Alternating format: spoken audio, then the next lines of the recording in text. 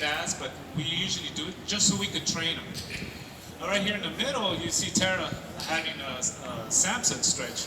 The reason why we train this behavior is because elephants, are pretty tall, especially males. They can reach up over 10 feet tall. So in order for us to inspect their back, we have to have them stretch or lay down.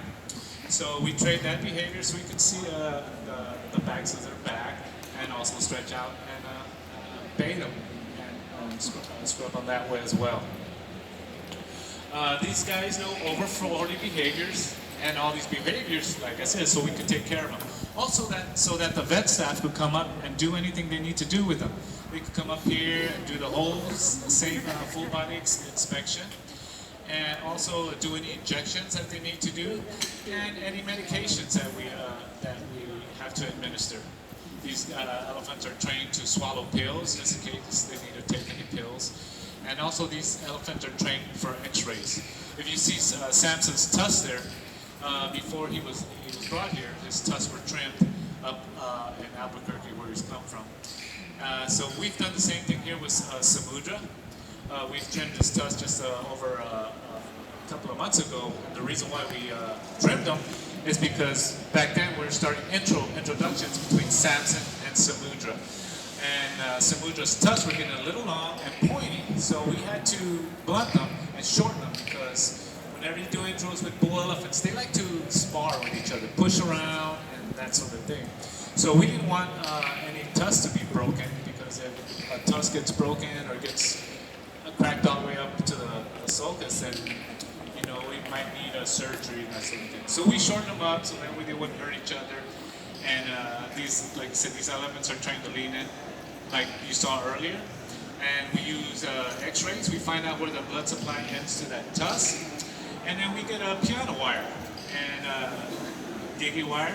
And we trim it just right at where the blood supply ends. And we cut it off. It's pretty easy to come off. These tusks are pretty soft. And so it really doesn't take that long. And it really doesn't hurt him either. It probably feels funny, weird, just with the vibration of the wire cutting through his tusk. Right there in Samson, he's doing a little head down, also so we could check the top of his head. That's also a good shoulder exercise. You see Shine over here, she's going through a little exercise routine. Well, right now she's presenting her foot out. We do footwork on these guys as needed. And what we do, we just have them put their foot out like that, and then we check their nails and pads. And if we need to do any work, we use files or hoof knives, the same tools that horse furrowers use, in order to work on a horse's feet. So they just put their foot out like that, and they just wait there. We could, usually it takes 30 minutes, an hour, or whatever, and they just stand there and hold their foot out while we do the footwork. And that's a great job for these guys because all they have to do is just stand there and eat, huh? So they don't mind doing that. Talking about eating. Elephants eat about 150 to 200 pounds of food a day. And we don't actually feed these guys. We have over 20 feeders set up throughout the whole habitat. And these feeders are set on timers. And this encourages the elephants to walk around and search these feeders. They'll walk around, see if there's any hay there, and if there's hay, they'll stop and eat. If there's not, we'll keep walking around and checking to see if there's any food in the next feeder. So we're trying to simulate what they would do in the wild. Elephants will walk around and find a pasture of food, eat, and then they move on. Same with water. They'll search for water, find some water, and then drink, and then move on. When we first started using our feeders, we put some GPS bracelets on Shine and one of the other elephants, Jim right there. And we found out they walk 5 to 9 miles a day. So elephants don't actually know that they're eating and exercising at the same time. We try to keep our elephants in good shape because elephants typically are lazy, so we want to do everything we can to keep them healthy. We have some hoist nets up here that in Forest Hall and set up throughout the whole habitat and grab the hay and eat from the hay nets that are up above their head. And most places the elephants get fed on the ground. This way the elephants are getting exercise, reaching up, you know, they can exercise on neck muscles, their trunk muscles, that sort of thing. And pretty much the same thing they would do in the wild, is they'll be out tearing trees, ripping limbs off, that sort of thing. So good exercise for that trunk. I don't know if you know, but you know, the elephant's trunk, there's over 40,000 muscles in that trunk. That's a lot. That's just a guess. I don't really actually know how many muscles are in there, but that's a guess on that part. Everybody always asks the average lifespan of the elephants. They can live in their 50s and 60s. The average is about 47. And right now the oldest elephant is living in Florida. She's 72. She's hanging out in nice Florida weather. Retirement.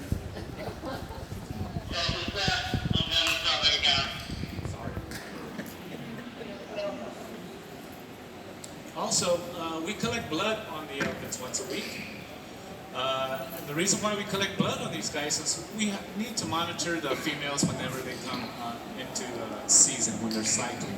That way we know when to put Samson out with the cow herd, and we know, okay, this is the time to keep them in, and maybe we'll see some breeding. Also, with the bull elephants, we like to monitor their testosterone level. So when their testosterone level goes up, that also means that they get a little aggressive. They go into a musk period, something like a deer and run. So they're feeding off a female who's in season or another male, and they start showing signs of musk, which is they start draining from their temporal glands, and they start dribbling urine, and they quit eating. So we collect blood from them. So when if we know they're coming into musk, we know we have to be careful around these guys, because they can't actually. We'll try to, you know, they can get aggressive. They don't mean to. It's just they got too much chemical hormones going through their head. They just want to fight or breed, whatever. So we have 5 elephants, and the other elephant that we have here is Chandra. Right now she's in the back area getting a, I don't know if you know, she's one of our pregnant elephants. And so she's in what we call baby boot camp. We do a lot of exercise with her. We spend a lot of time with her, exercising, monitor her diet, that sort of thing. And the reason why we do that is because if she does have, when she has a baby, she's in good, healthy condition, and she's able to have no problems when she gives birth to that sort of thing. We did the same thing with Rose. When she had her first kid, we would walk her daily, do a lot of exercises, a lot of stretching, a lot of lay down, a lot of leg lifts and stuff. You know, elephants being as big as they are, it takes a lot of work just to lift a leg, and also laying down.